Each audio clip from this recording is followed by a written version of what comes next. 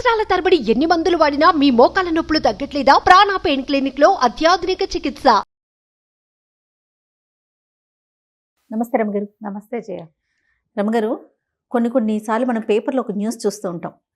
సడన్గా నోట్ల కట్టలు బయటపడినాయి, అయితే రోడ్డు మీద పడేశారు, చెత్త కుప్పలో దొరికినాయి, మూట దొరికిందని. లేదంటే తవ్వుతుంటే ఏవో కనపడ్డాయి, లంక బిందులు కనిపించినాయి, నగలు కనిపించింది. ఎందుకు దొరకలేదు అనిపిస్తుంది కదా. అదే, అందులో కొంచెం దొరికినా చాలు కదా, అలాంటి ఫీల్ కూడా వస్తూ ఉంటుంది. ప్రతి ఒక్కరం అనుకుంటాం. అవును, అదేదో వచ్చి మనకే ఎత్తుకు పడిపోలేదా సిరి సంపదలు, మనకు అదృష్టం లేదనుకో, వాడెవడికో లాటరీలో ఎన్నో కోట్లు వచ్చాయంటే మనకి ఈనాడు రాలేదే అలా అనిపిస్తుంది. ఆ లిస్టులో అసలు మనం లేవా అనిపించేస్తుంది కదండి. అవును, అలాగే అనిపిస్తుంది జయ. అవేమైనా వచ్చాక రాబోయేది ఏమిటో మనకు అసలు తెలియదు, ఊహించుకోలేము. మనకు అది అర్థం కాదు. వచ్చి మన మీద పడిపోలేదనిపిస్తుంది. అవునవును, పడిపోయాక మనకేమొస్తుంది అనేది వచ్చేసాక దాన్ని కాలం గడిస్తే కానీ తెలీదు. ఒక్కోసారి మంచిదే అవ్వచ్చు, కానీ ప్రతిసారి మంచిది అవ్వాలని లేదు. అంతే అంతే కదా. ఒక చందమామ కథ ఒకటి ఉంది జయ, చెప్పండి. భలే ఇంట్రెస్టింగ్గా ఉంది. కుంభకవనం అని ఒక అడవి ఉండేదట. బాగుంది. కుంభకవనం తన పేరు. ఆ కుంభకవనంలో జనాలు వీళ్ళు తిరుగుతూ ఉండేవారు. అడవి చుట్టుపక్కలన్నీ చిన్న చిన్న గ్రామాలు. అడవిలో కూడా కొన్ని కుటుంబాల వాళ్ళు ఉన్నవి కూడా కొంచెం కనపడుతుండేవి. అయితే ఈ కుంభకవనంలో కుంభకుడని ఒక రాక్షసుడని, అతను అక్కడే ఎక్కడో భూగర్భంలో ఎక్కడో ఇల్లు కట్టుకుని ఉంటాడని చెప్పేవాళ్ళు. అతన్ని ఎవరు పెద్దగా చూసింది లేదు. ఆ వనం అతందని చెప్పేవాళ్ళు. ఆ అడవి ఎప్పుడైనా ఒక్కొక్కళ్ళకి ఏదో ఒక రూపంలో కనపడేవాడని, వాళ్ళకి మామూలు కట్టలు కొట్టడానికి వెళ్ళిన వాళ్ళకి చందనం చెక్కలు దొరకటం, తేనెటీగలు ఒక్క తేనె కాస్త తేనె కోసం పట్టుతేనె కోసం వెళ్తే 25-30 తేనె పట్టలు దొరికేసేయటం, కట్టెలు కొట్టుకోవడానికి వెళ్తే వాళ్ళకి మంచి అద్భుతమైనవి వనమూలికలు లాంటివి దొరకటం, ఒక మూలిక కోసం వెళ్తే అన్ని మూలికలు ఒకే చోట దొరకటం, అట్లా లాభం కనపడేదని చెప్పేవాళ్ళు. ఈ కుంభకుడు అప్పుడప్పుడు మానవ రూపంలో ఎవరికైనా కనపడతాడని, అతను కనపడ్డప్పుడు వీళ్ళకి భలే లాభం చేకూరుతుందని కూడా చెప్పుకునేవాళ్ళు. వాడేం చేయడా? ఏం చేయడు. అతనికి మనుషులు మంచి వాళ్ళైతే వాళ్ళకి సహాయం చేస్తాడని, బహుమతులు ఇస్తాడు కుంభకుడు అని నమ్మేవారు, శాంటా క్లాస్ లాగా. కానీ అలా జరిగిన దాఖలాలు లేవు, కానీ ఆ మాటలు మాత్రం ఉండేవి. అయితే ఈ అడవిలో కర్దముడు అని ఒక కుర్రాడు ఉండేవాడు. ఇతనికి రేవతి అని భార్య, ఒక 2 ఏళ్ల పిల్లవాడు గోపాలుడు అని ఒక పిల్లాడు ఉండేవాళ్ళు. ఈ ఒక 25 ఏళ్ల వాడు ఈ కర్దముడు. యాక్టివ్గా ఉండేవాడు. ఏదో అడవిలోకి వెళ్ళి అవి ఇవి తెచ్చుకుని పుట్టతేనే అవి తెచ్చేవాడు, ఊళ్ళోకి వెళ్ళి అమ్మేవాడు, కట్టెలు కొట్టుకొచ్చేవాడు. రెక్కాడితే కానీ డొక్కాడదు. చంటి పిల్లాడు ఉన్నాడు కాబట్టి భార్య ఇంటి దగ్గరే చక్క పెట్టుకునేది, చుట్టూ తమనవి పుల్లలు అవి ఏరుకొచ్చుకుని పొయ్యి వెలిగించుకోవటము, భర్త తను కులాసాగా ఉండేవాళ్ళు. చిన్నపిల్లలు ఆ వయసు 25-30 ఏళ్ల వాళ్ళకి పెద్దగా విశేషాలు ఏమక్కర్ల, సరదాగా సంతోషంగా ఉండడానికి చాలా వెసులుబాట్లు అక్కర్ల వాళ్ళకి. వాళ్ళకి తినడానికి ఇద్దరు కులాసాగా కాలక్షేపానికి ఉంటే చాలు. వయసు పెరిగే కొందుకే కదా మనకు ఆశలు పెరుగుతాయి. ఈ 25 ఏళ్ల వాళ్ళకి ఏముంటుంది, కాయ కసురు ఏం తిన్నా అరుగుతుంది ముందు. అయితే ఒకనాడు ఏమైందంటే ఈ కర్దముడు అడవిలోకి వెళ్ళాడు. ఈ కుంభకుడు గురించిన మాటలు ఈ అడవిలో ఆ అమ్మాయి వింటూనే ఉండేది. ఒక ముసలాయన వచ్చాడు. ఆ సమయానికి ఈ అమ్మాయి పొయ్యి వెలిగించుకుంటుంది. పొయ్యి వెలిగించుకుంటుంటే ఆ పొయ్యిలో ఊదుతూ నిప్పులు ఎర్రగా మెరుస్తుంటే, ఈ నిప్పంతా బంగారం అయిపోతే ఎంత బాగుంటుంది. బంగారం దొరకదే, అడవిలో వాళ్ళకి బంగారం దొరికింది, వీళ్ళకి వెండి దొరికింది, వాళ్ళకి గంధం దొరికింది అంటారు. మనకి ఏనాడు దొరకలేదు ఏంటి? పాపం కర్దముడు ఎంతో మంచివాడు కదా, అయినా కూడా మనకి ఎందుకు దొరకలేదు? ఇలా ఆలోచించుకుంటుంది. చలికాలం. ఈ అమ్మాయి పొయ్యి నిప్పులు వెలిగించుకుని ఆ నిప్పుల దగ్గర పొయ్యి సగన కూర్చుంటే రాత్రులు చలి కాగటానికి వీలుగా ఉంటుందని పెద్ద పొయ్యి వెలిగించింది. ఒక ముసలాయన వచ్చాడు అదే సమయానికి. వచ్చి అమ్మ చాలా చలిగా ఉంది, ఏదన్నా వెచ్చగా ఉందా అన్నాడు. పొయ్యి వెలిగించాను తాత, నిప్పు సెగను కూర్చుందు కానీ లోపలగా ముసలాయన్ని పిలిచింది. పిల్లాడు అక్కడ ఇక్కడ ఏదో గిలకాయలు పెట్టుకుని ఆడుకుంటుంటే ఏమైంది, పొయ్యి సెగను కూర్చున్నాడు. వెళ్ళొస్తానన్నాడు. ఎందుకు తాత, రాత్రిపూట వెళ్తావు, గంజి వేడిగా ఉంది, కాస్త కాచాను, కాస్త తాగి ఈ పూట పడుకో, తెల్లవారి బోదుగానిలే ఎందుకు అనేసరికి సరేనన్నాడు. సరేనంటే సరే గంజి ఇచ్చి, కర్దముడు ఇంకా రాలేదమ్మా, రోజు వేళకి లేటుగా వస్తాడా అని అడిగాడు. అడిగేసరికి తెల్లపోయింది. మా ఆయన నీకు తెలుసా తాత? తెలియకేమమ్మా, ఈ అడవిలో కర్దముడిని ఎరగని వాడెవడు, నేను ఈ పక్క నుంచి చాలాసార్లు వెళ్ళా, ఇవాళ ఆలస్యం అయిపోయి ఇట నీ నెత్తి మీద పడ్డా కానీ లేకపోతే నేను చాలా మాటలే మీ గుడిసెని చూశాను నేను అన్నాడు. ఓహో మొగుడికి తెలుసు కాబోలు అని కూడా అనుకుంది. ఆ గంజి తాగాడు, ఆ పొయ్యి సెగన పక్కనే కూర్చుని వెచ్చగా చలి కాగుతూ కూర్చున్నాడు. బాగా చీకటయ్యాక కర్దముడు ఏదో లేడిని కొట్టుకుని వచ్చి పట్టుకొచ్చాడు లోపలికి. గుడిసెలకు చెప్పా చలి చంపేస్తుంది, అన్నం వండావా అన్నాడు.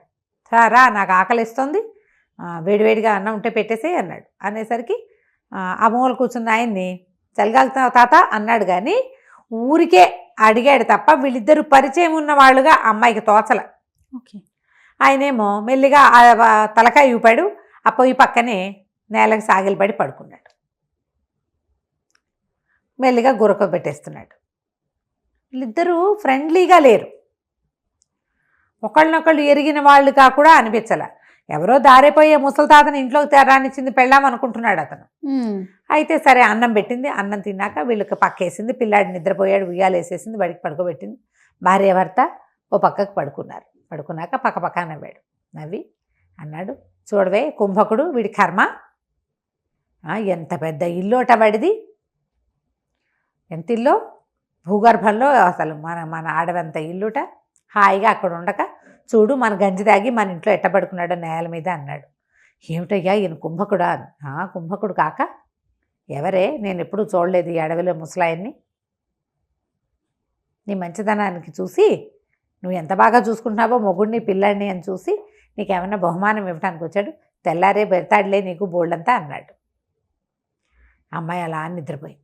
తెల్లవారు లేచాక ఈ ముసలి తాత వీళ్ళిద్దరు లేచేసరికి వెళ్ళిపోయాడు. ఆయన ఏదో వస్తువు ఒక సంచి తెచ్చాడు. ఆ సంచి తెరిచి చూస్తే దాని నిండా మొహరీలు. బా ఎంత డబ్బో, ఆశ్చర్యపోయారు. రాత్రి కాస్త గంజి పెట్టి వెచ్చగా చలి కాగడానికి ఉంచుకున్నందుకు ఇంట్లో ఇంత దిచ్చాడు అనుకున్నారు.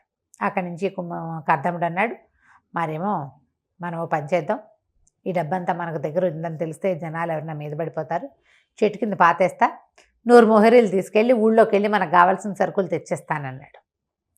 సరే అన్నది. ఇల్లంతా బాగు చేసుకుంది. ఆ ముసలి తాత పడుకున్న పక్క అంతా దులిపింది, నేలంతా అలుక్కుంది. ఇతను ఏం చేశాడు, 100 మొహరీలు తీసుకుని మిగిలిన డబ్బంతా వేప చెట్టు కింద పాతి పెట్టాడు. సాయంకాలం వచ్చాడు. వచ్చేటప్పుడు ఎన్ని సామాన్లో తెచ్చాడు, ఒక బండి కూడా కొనుక్కొచ్చాడు. ఎన్ని సామాన్లు, పిల్లాడు ఆడుకునేవి, ఇంట్లోకి బొచ్చడి సామాన్లు పట్టుకొచ్చాడు, బోల్డ్ రకాలు. అక్కడి నుంచి బండి పూట మనకి ఇంత డబ్బులుంటే మన దగ్గర కాలినడకని తిరగాల్సిన కర్మ ఏమిటే మనకి, అందుకని బండి కొనుక్కొచ్చాను అన్నాడు. అతను తాగి వచ్చినట్టు తెలిసింది అమ్మాయి. భర్త తాగేసి వచ్చాడు. ఆ రాత్రి ఒళ్ళు తెలియకుండా నిద్రపోయాడు. మళ్ళీ మర్నాడు 100 తవ్వి తీసాడు. అమ్మాయి అడిగింది, ఆ 100 పట్టుకెళ్ళి 100 అయిపోయినాయా అని అడిగింది. అయిపోక మనకేమన్నా తక్కువ లోట, వేలకు వేలున్నాయి, ఎందుకు జాగ్రత్తగా ఖర్చు పెట్టాలి మనం అన్నాడు. మర్నాడు మళ్ళీ 100 తీసాడు. మళ్ళా వెళ్ళాడు. ఏవేవేవేవేవేవో తెచ్చాడు వస్తువులు. తాగేసి వచ్చాడు. తీసుకెళ్ళటం తాగేయటం, తీసుకెళ్ళటం తాగేయటం, తీసుకెళ్ళటం తాగేయటం, ఇదే పాట. రోజులు గడిచే కొందికి అతను తెచ్చి ఎన్ని ఇవన్నీ ఎందుకు కొంటావు అనేది, ఇవన్నీ ఎందుకు మనకి అంటే ఆ గుడిసెలు ఆ సామాన్లు ఏవి పట్టవు, అతను కొనుక్కొచ్చేవి. ఎన్నో వస్తువులు తెస్తాడు. ఇల్లు లేదు వీళ్ళకి, ఆ గుడిసెలోనే ఉన్నారు. అక్కడి నుంచి ఈ అమ్మాయి చేత పోరటం మొదలుపెట్టింది. అమ్మాయి ఇతను ఏదైనా 2 సార్లు ఈ అమ్మాయి అడిగిందో అతను తన్నేవాడు. అంతకుముందు ఏనాడు అతను చెయ్యెత్తి కొట్టిన పాపాన పోలా రేవతిని. ఇప్పుడు కర్దముడు ఎంతసేపు భార్యని కొట్టడమే. అమ్మాయి నిలదీస్తుంది, ఎందుకు చేస్తావు ఇట్లా, ఈ తాగొస్తావేమిటి, సుఖం లేదు, సంతోషం లేదు, డబ్బులు వచ్చాయన్న ఆనందం లేదు, నువ్వు ఎందుకు ఇవన్నీ తెస్తావు, ఈ వస్తువులన్నీ ఎందుకు, ఇల్లు వాకిలి ఏర్పరచుకోవాలి, నేను ఎన్ని ఊహించాను, పెద్ద ఇల్లు కట్టుకోవాలి, శుభ్రంగా వ్యవసాయం చేసుకోవాలి, 10 మందికి పని ఇవ్వాలి, 10 మంది పాలేళ్ళు ఉండాలి, 4 గొడ్లు ఉండాలి, పిల్లా పాపతో తొలుతూగాలనుకుంటే నువ్వు తప్పదాగటమే కనపడుతుంది, వస్తువులు కొనుక్కొస్తావు, ఇందులో ఒకటి రక్తికి రంగానికి వచ్చే వస్తువు లేదు, ఈ సామాన్లన్నీ ఎందుకు చేస్తావు ఇవన్నీ అని ఓ అరిచి కేకలు పెట్టింది. కేకలు పెడితే ఏమన్నాడు, సరే ఇల్లే కదా అంటే ఏమంది, ఇల్లు నేను కట్టించుకుంటా, 400 వరహాలు 300 వరహాలు తీసి నాకు ఇవ్వు, పని వాళ్ళని పెట్టుకుని నేను ఇల్లు నాకు కావాల్సినట్టు కట్టించుకుంటా అంటే నీ బొంద నీకేం తెలుసు, నువ్వు ఇంత పీతగా ఒక చిన్న ఇల్లు కడతావు, నేనైతేనా అని చెప్పేసి మళ్ళీ బోళ్ళంత డబ్బు తవ్వి తీసి ఎక్కడెక్కడి నుంచో పని వాళ్ళని రప్పించి పెద్ద ఇల్లు కట్టించడం మొదలుపెట్టాడు. ఆ ఇంటి పని ఇప్పటికీ అవ్వదు, ఈ తవ్వుడు మాత్రం అలాగే ఉంది, తీస్తుండా వేస్తుండా, తీస్తుండా పోస్తుండా. ఈ అమ్మాయికి డబ్బంతా అయిపోతుందని తెలిసిపోయింది. ప్రతిరోజు తీస్తూ ఉంటే లెక్క పత్రం లేకుండా తీస్తే ఎలా ఉంటాయి డబ్బులు? అంతేగా. డబ్బులు అయిపోతున్నాయి అనిపించింది. ఇంతలో ఏమైంది, ఒకనాడు ఇతను ఈ ఊరు వెళ్ళినప్పుడు టౌన్లోకి వెళ్ళేవాడు కదా, నగరంలోకి వెళ్ళినప్పుడు జూదం ఆడడానికి వెళ్ళటం మొదలుపెట్టాడు. తాగుడుతో పాటు జూదం కూడా. దురభ్యాసాలు అలాగే కదా మొదలవుతాయి, ఒకదాని నుంచి ఇంకొకటి. డబ్బుతోటి దురభ్యాసాలు మొదలవుతాయి. దురభ్యాసం నెంబర్ 1 స్టార్ట్ అయిందంటే 2, 3, 4, 5, 6, 7, 8 ఆటోమేటిక్గా వెళ్ళిపోతాయి. మనం చూస్తున్నాం కదా మనుషుల్ని, అట్లాంటి వాళ్ళని. అక్కడి నుంచి జూదశాలలో ఏదో మాట వచ్చి నా దగ్గర ఏం తక్కువ ఉన్నారు, చెట్టు కింద తవ్వితే కావాల్సినంత అన్నాడు, చెప్పేశాడు. అనగానే ఆ నోట ఈ నోట నగరంలో రాజుగారి చౌక దగ్గరికి వెళ్ళింది. నగరాధికారులు వచ్చారు. నీకేదో దొరికింది పాతు, నేలలో దొరికిన పాతు రాజుది, నువ్వు వాడుకోవడానికి వీల్లేదు, తిగి నువ్వు ఎక్కడి నుంచి తవ్వి తీసుకొస్తావో అది తవ్వి చూపించమన్నారు. నేనెందుకు తవ్వుతా, అదంతా నా స్వార్జితం, నేను ఇవ్వనన్నాడు. వాళ్ళు ఊరుకోకుండా బల్లెం పెట్టి ఒక పోటు పొడిచారు. నా మీదే పడతారా అని ఇతను వాళ్ళ మీదకి తిరగబడ్డాడు. మరి తాగుబోతనంతో పొగరుబోతనం రాదు, అంతేగా. డబ్బుతోటి వచ్చేవేమిటి? తాగుబోతనం తిరుగుబోతనంతో పాటు పొగరుబోతనం కూడా వస్తుంది. తిరగబడేసరికి రాజభట్ల మీద తిరగబడితే వాళ్ళు కాస్త కత్తి విసిరేస్తారు, మెడ తెగిపోయింది. కేవమని పెద్ద కేక పెట్టింది రేవతి. కర్దముడు పరిగెత్తుకొచ్చాడు. ఏమిటే ఎందుకే, ఏదైనా కల వచ్చిందా అన్నాడు. అనేసరికి అమ్మాయి లేచి చూసుకుంది. అమ్మో ఏమిటి ఇదంతా ఇలా ఉంది అని. మీరు తెల్లవారిద్ది అప్పుడే. అటు ఇటు చూసింది. ఆ ముసలి తాత వదిలిపెట్టేసిన మూట ఒకటి కనపడుతోంది. అతను లేచి వెళ్ళిపోయాడు. ఆ అమ్మాయి కేకలు పెట్టి ఇదిగో ఆ తాత వెళ్ళిపోయినట్టున్నాడు, ఆ సంచి ఏదో వదిలిపెట్టంటే ఉంచవే నీకు బహుమానం ఇచ్చుంటాడేం కదా కుంభకుడు అన్నాడు భర్త. కుంభకుడు ఇచ్చిన బహుమానం నాకొద్దు.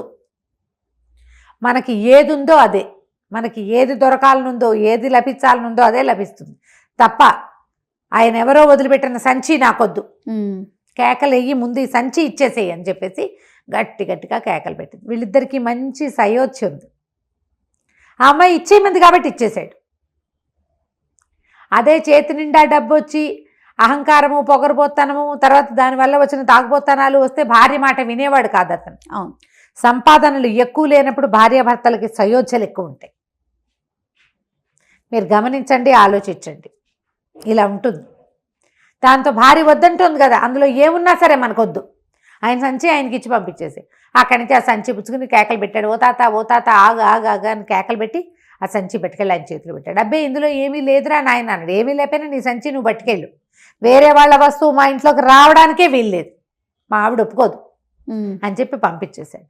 అక్కడి నుంచి వెనక్కి నవ్వుకుంటూ వచ్చాడు. ఏమిటే భయం వేసిందా, నీకేమైనా పీడకలు వచ్చిందంటే అమ్మాయి ఏం చెప్తుంటే వేడివేడి గంజి కాచి భర్తకి గిన్నెలో పోసి ఇచ్చింది.